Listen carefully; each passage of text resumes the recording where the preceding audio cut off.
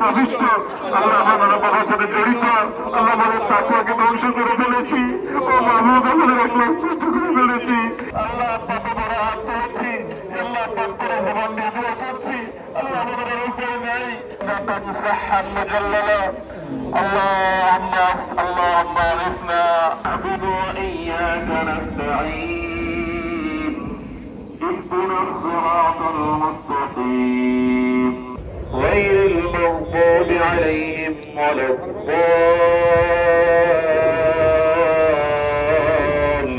الضالين ونمارق مصفوفة وزرابي مبثوثة وموسى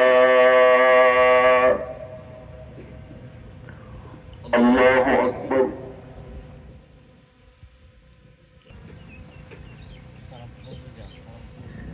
سمع الله لمن حمده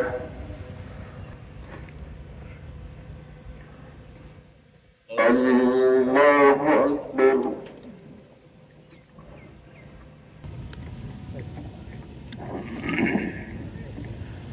الله أكبر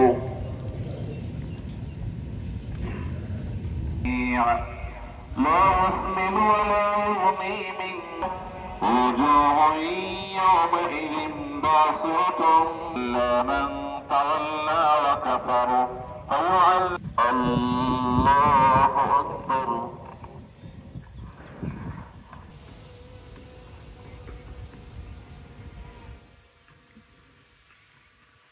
ورحمة الله استغفر الله لك الحمد كما اللهم لك الحمد والثناء اللهم صل على محمد وعلى آل محمد فيمن عافيت وتولنا فيمن قيوم يا حي يا قيوم يا حي يا قيوم يا حي يا قيوم غيثا مغيثا مريئا مريعا اللهم اسقنا غيثا مريئا مريعا ربنا لا تؤاخذنا إن نسينا ربنا لا تؤاخذنا إن نسينا اللهم سقيا رحمة لا سقيا عذاب اللهم سقيا رحمة لا سقيا عذاب غدقا صحا مجللا اللهم اغثنا اللهم اسقنا غيثا هنيئا نافعا اللهم صيرا نافعا ربنا اغفر لنا ذنوبنا وكفر عنا سيئاتنا আল্লাহ আমাদের পাপের ফসল হিসেবে আমরা আজ কষ্ট ভোগ করছি। আল্লাহ শুধু আমরা কষ্ট করছি তা নয়, আল্লাহ পশু পাখি আল্লাহ আপনার প্রাণীকেও কষ্ট পাচ্ছে। আল্লাহ কত বড় হাত তুলেছি, আল্লাহ পাক করে জবান দিয়ে দোয়া করছি, আল্লাহ আমাদের আর উপায় নাই, আল্লাহ আমাদের আর কোনো যাওয়ার জায়গা নেই। ও আসমান জমিনের মালিক, ও চন্দ্র সূর্যের মালিক, ও তামাম জাহানের মালিক, ও সৃষ্টি জগতের মালিক, ও মুহাম্মদ সাল্লাল্লাহু আলাইহি ওয়াসাল্লামের রব, আমাদের রহমত ভিক্ষা দান করুন, আল্লাহ আমাদের রহমত ভিক্ষা দান করুন, আল্লাহ আপনার রহমতের ভিক্ষা চাই, আল্লাহ আপনার রহমতের ভিক্ষা চাই,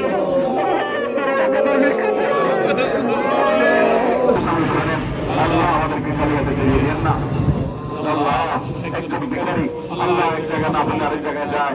আল্লাহ আমরা আজকে একই সময় আল্লাহ আমরা নানা পাপাচারে আমরা জড়িত, আল্লাহ আমরা নানা পাপাচারে প্রবিষ্ট, আল্লাহ আমরা নানা পাপাচারে জড়িত, আল্লাহ আমাদের তাকওয়াকে ধ্বংস করে ফেলেছি, ও মাহবুব আমাদের একলাস নষ্ট করে ফেলেছি, ও মাহবুব আমরা দোয়া করেন, আল্লাহ আপনি অনুগ্রহ করেন, আল্লাহ আপনি রহমত নাযিল করুন, আল্লাহ আপনি রহমত নাযিল করুন, আল্লাহ আপনি রহমত নাযিল করুন, আল্লাহ আপনি রহমত নাযিল করুন, আল্লাহ আমাদেরকে আপনি মাফ করে দেন, আল্লাহ আমাদের বাহ্যিকটাকে আপনি কবুল করে নেন। আল্লাহ আপনার নবীজি থেকে এভাবে ইস্তিসকার দোয়া করার জন্য বেরিয়ে এসেছেন। আল্লাহুম্মা সাল্লি আলা মুহাম্মদ ওয়া আলা আলি মুহাম্মদ কামা সাল্লাইতা আলা ইব্রাহিম ওয়া আলা আলি ইব্রাহিম ইন্নাকা হামিদুম মাজিদ। আল্লাহুম্মা বারিক আলা মুহাম্মদ ওয়া সালামুন আলাল মুরসালিন ওয়ালহামদুলিল্লাহি রাব্বিল আলামিন। আলহামদুলিল্লাহ, আমরা আজকে আমাদের প্রিয় নবী সাল্লাল্লাহু আলাইহি সাল্লামের সুন্নাহের অনুসরণ করে আফতাবনগরে এখানে ঈদগাহ মাঠে আমরা ইস্তেসকার নামাজ আদায় করেছি। আপনারা জানেন যে যখন অনাবৃষ্টির সমস্যা প্রকট আকার ধারণ করে, যখন তীব্র গরমে মানুষের প্রাণ ওষ্ঠাগত হয়, গরমে যখন চরম অবস্থায় মানুষ পৌঁছে যায়, তখন আমাদের সুন্নাহ হলো, আমাদের জন্য একজন মুসলমান হিসেবে করণীয় হলো আল্লাহর কাছে বৃষ্টি প্রার্থনার দোয়া করা।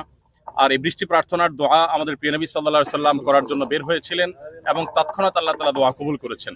আল্লাহ তাআলা কাছে আমরা দোয়া নিবেদন করেছি, আল্লাহ সুবহানাহু ওয়া তাআলা আমাদের দোয়া কবুল করবেন, সেটি আল্লাহ তাআলার কাছে আমাদের প্রত্যাশা। আমরা জানি গত 1-2 বছর যাবত আমাদের দেশে গরম প্রচন্ড আকারে আপনার পড়ছে এবং গরমের তীব্রতার কারণে পশু পাখি প্রাণী এমনকি আমাদের ফসল ক্ষতিগ্রস্ত হচ্ছে, ক্ষেতগুলো ফেটে চৌচির হয়ে যাচ্ছে এবং খেটে খাওয়া দিনমজুর মানুষেরা তাদের কাজকাম করতে পারছে না, অনেকে কাজকাম করতে গিয়ে অসুস্থ হয়ে যাচ্ছেন। বিভিন্ন হাদিস থেকে এবং কোরআনের বিভিন্ন আয়াত থেকে আমরা জানি যে মানুষ যখন তাদের পাপাচার যখন বৃদ্ধি পায়, মানুষের মধ্যে যখন ব্যক্তিগত যে অপরাধগুলো সেগুলো যখন বেড়ে যায়, জাতীয় অপরাধগুলো যখন বেড়ে যায়, বিশেষ করে যখন একে অন্যের প্রতি জুলুম করে, মানুষের হক নষ্ট করে, অধিকার নষ্ট করে, মানুষের অধিকার নষ্ট করে, পশু পাখির অধিকার নষ্ট করে, পরিবেশের অধিকার যখন নষ্ট করে, তখন অনাবৃষ্টির এই বিপদের মুখোমুখি মানুষ হয়ে থাকে। তো আমাদের উচিত হবে সবাইকে গণহারে তওবা এবং ইস্তিগফার করা। আমরা প্রত্যেকে আত্মশুদ্ধির জন্য আল্লাহ সুবহানাহু ওয়া তাআলার কাছে দোয়া করা দরকার। আমরা সংশোধন চাই, আমরা প্রত্যেকে ভালো পথে আসতে চাই। আমরা মূলত একটু দেরি করে ঘোষণা দিয়েছি, যাতে করে আমরা চাইছি যে এখানে খুব বেশি মানুষের সমাগম না হয়, দূর দূরান্ত থেকে মানুষ এই প্রচন্ড রোদে কষ্ট করে না এসে প্রত্যেকে যার যার এলাকাতে ইস্তেসকার নামাজের আয়োজন করে। তো আমি আশা করব দেশের ইমাম সাহেবগণ প্রত্যেকে আমাদের এই প্রিয় মাতৃভূমির জন্য, প্রিয় মাতৃভূমির মানুষের জন্য, পশু পাখিগুলোর জন্য আমরা যেন দোয়া করতে থাকি। সেই সাথে আমাদের এই তীব্র গরমে আশেপাশে মানুষগুলো এবং আমাদের আশপাশের পরিবেশের প্রতি আমরা লক্ষ্য করতে পারি।